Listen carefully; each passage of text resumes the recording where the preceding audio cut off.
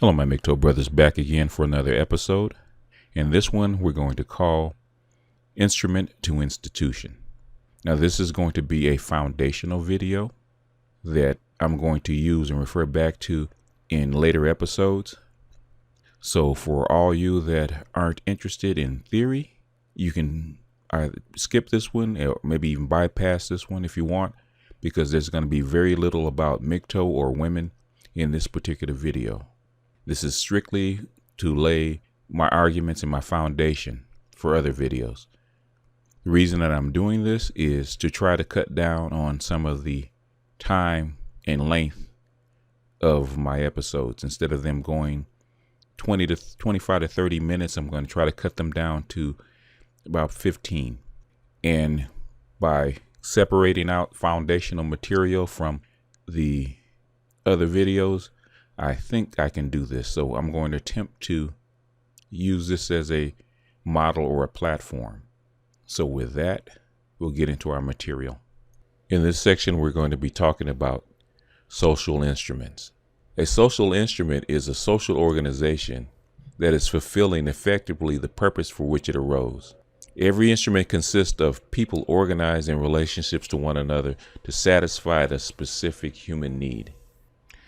Referring back to the diagram from Carol Quigley's Evolution of Civilizations, we see that the natural or physical environment surrounds culture, and that culture surrounds the human beings. Culture acts as a buffer zone between the human beings or human personalities and its natural environment. Culture is the realm where these social instruments or social organizations lie. Using another one of Quigley's diagrams, he describes a range of human potentialities or human needs. And if you look to the far right, you see the sixfold division of human needs. And that sixfold division is what we're going to be using in this particular episode. Sixfold division of human needs. To review, starting with the higher form, intellectual. Coming down, religious. More concrete, social, and economic. Then we go to political and military. The intellectual is the need for human understanding. The religious is the need for human psychological certainty. The social that describes interpersonal relationships between human beings, the need for companionship. The economic is the need for physical or material wealth.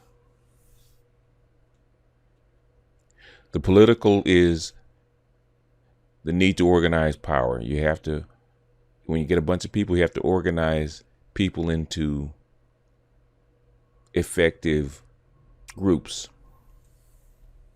And the military is the need for group security. Describing the instruments for each of these particular levels, if the intellectual, you have to have, you have to have a certain instrument or organization to fulfill it, like science or philosophy, or is an instrument for the intellectual, the need for understanding. Christianity or Buddhism would be a social instrument for religion. Marriage and family, believe it or not, are instruments to satisfy interpersonal companionship. Agriculture or manufacturing is an example of an instrument to satisfy the need for material wealth. Democracy or communism is an example of the political, the need to organize power. Army or police, we don't think of police as being military, but Again, it is the need for group security. In this section, we're going to be talking about institutions. And for our purposes of this discussion, an institution will be defined as thus. An institution is an instrument that has taken on activities and purposes of its own, separate from and different from the purposes for which it was intended.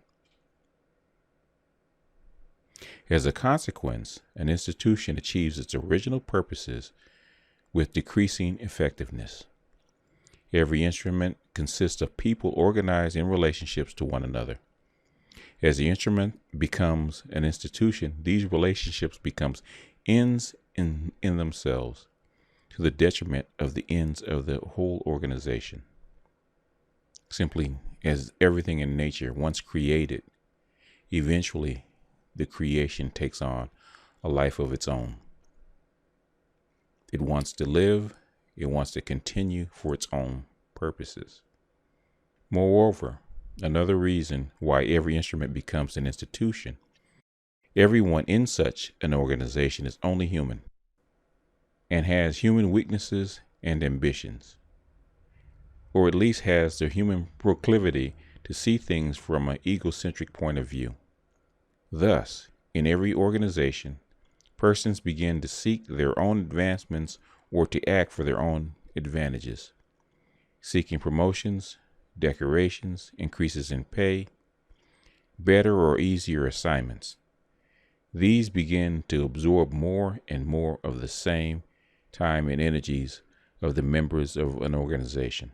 Finally, why every instrument becomes an institution.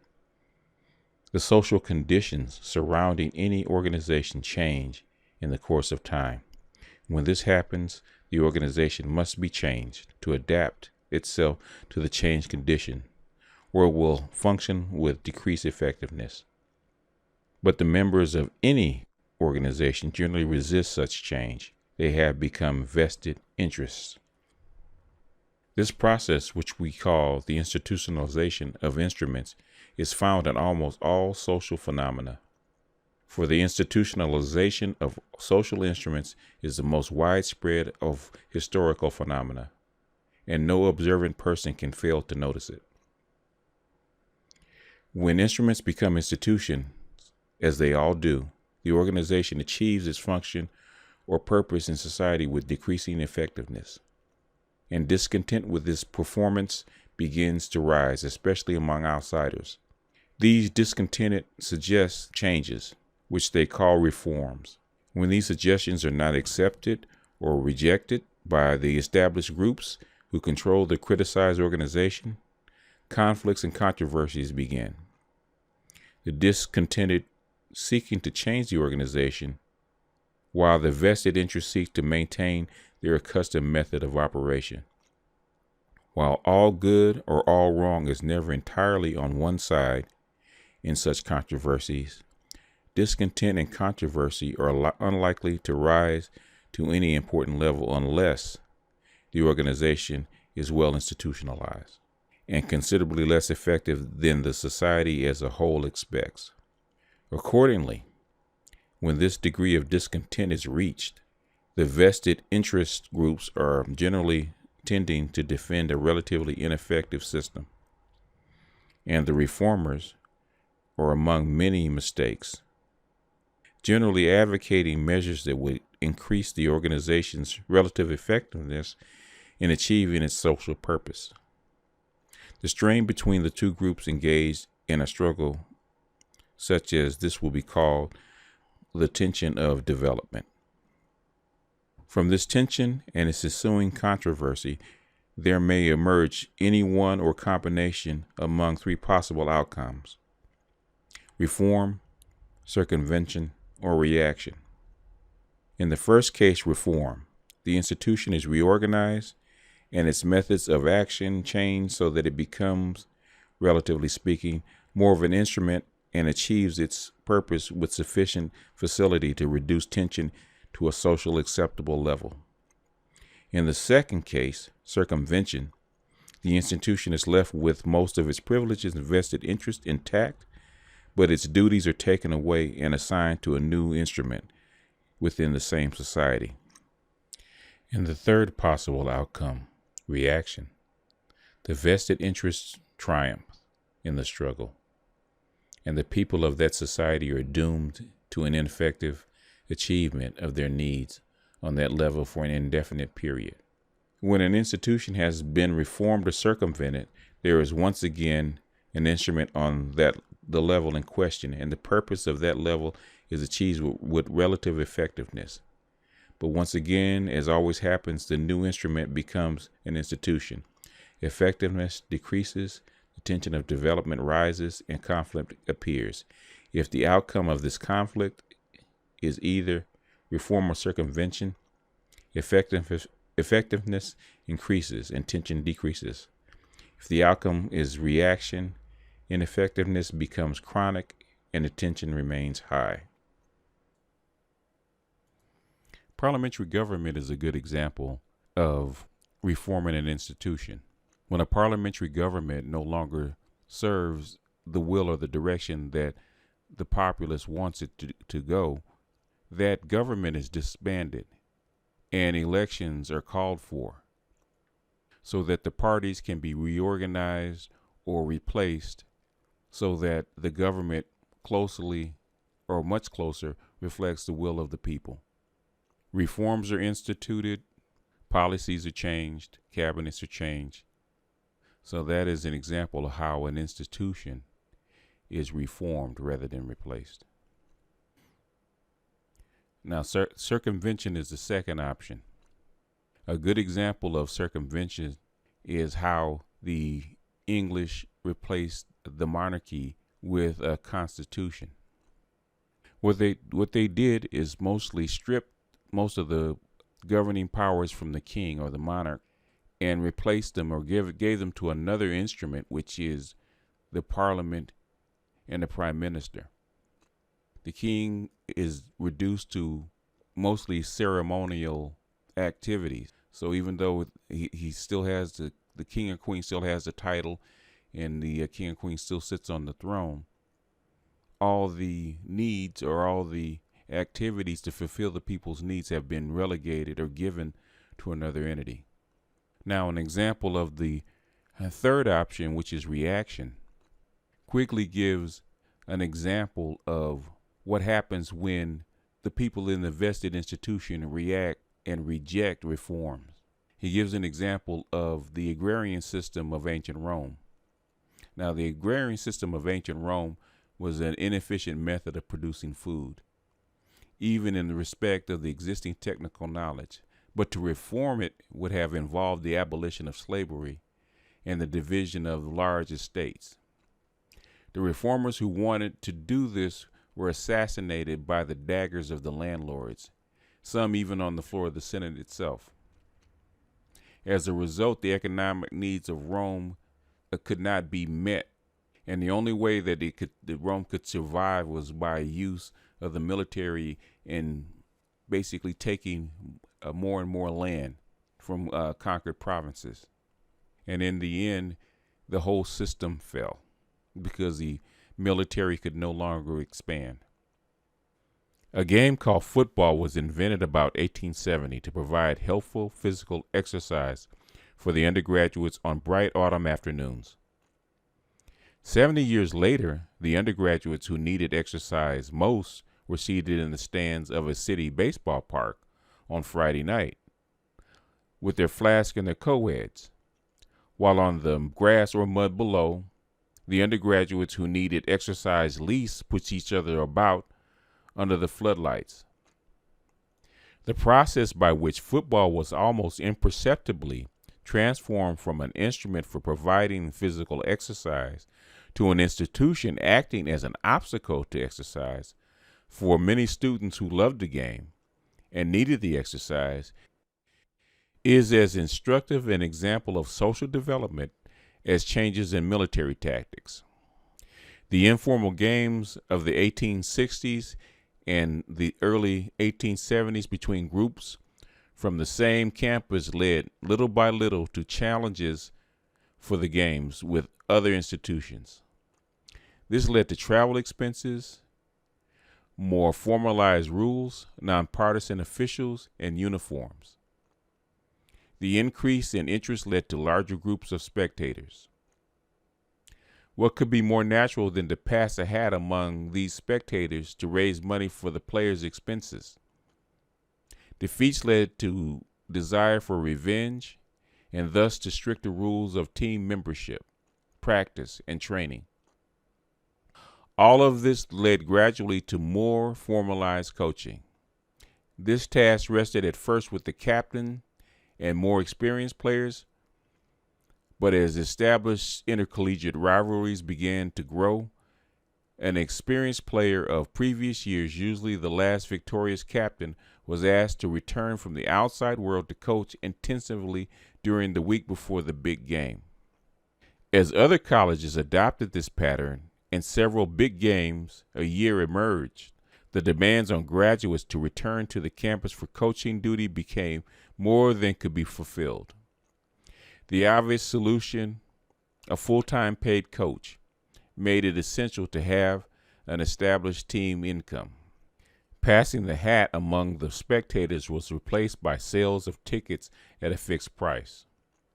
But sold tickets entitled spectators to a seat, which led very quickly to the building of the first modern stadium in 1903. In time, stadiums were being built with borrowed funds, with the result that their mortgage charges, along with coaches' salaries and other expenses, made it essential that the stadium seats, no matter how numerous, must be filled or nearly filled on the 8 or so Saturdays a year it was used. Gradually, the interest of the spectators and the need for football income became dominant over the interest of any undergraduate who liked football or needed exercise. The team had to win, at least most of the time, and the game had to be spectacular to watch. Scouts looked for able players outside, and in one way or another persuaded them to come to the Scouts College to play football. Financial rewards proved, in many cases, to be powerful persuaders. Thus, the game shifted from undergraduates who needed exercise to those who had already too much exercise. At some institutions where football incomes were earmarked for educational uses, such as for building funds, almost all games were played in baseball parks of large cities remote from the campus, with the result that team could rarely be seen by its own students. Teams that played on the East Coast, the West Coast, and the Gulf Coast on successive weekends spent much of the autumn traveling and might be away from their college halls for weeks. When the Depression cut attendance in the early 1930s, many games were scheduled in the evening to attract working spectators. For the same purpose, the rules were manipulated to give more open play, high scores, and superiority to the offense. By reducing the diameter of the football, it was made easier to pass and harder to kick, in the belief that spectators preferred passing. Restrictions on passing requiring a minimum distance behind the scrimmage line for the passer or penalizing successive incompleted passes were removed. To keep the ball moving on offense, the referee was instructed to move the ball in 15 yards from the sidelines when it became dead, closer than that distance from the sides. At no point in this process did many persons stop to ask themselves, what is the purpose of football anyway? But those who look at football's 90 years of development can see quite clearly how an organization which originally rose as an instrument for undergraduate exercise had become something quite different, to the jeopardy of the undergraduate exercise.